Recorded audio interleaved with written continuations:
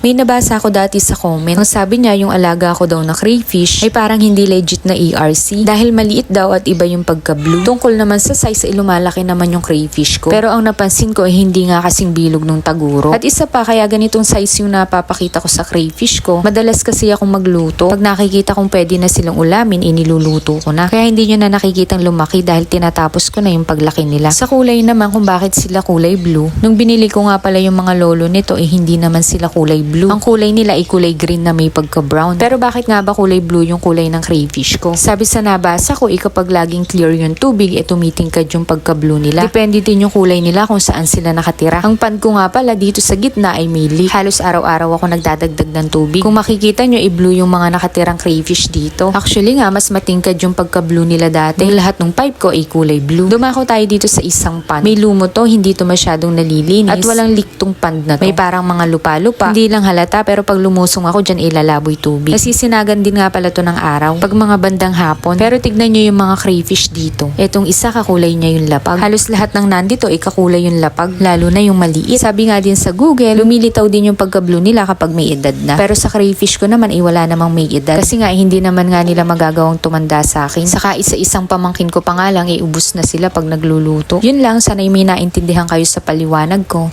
Haha, charot.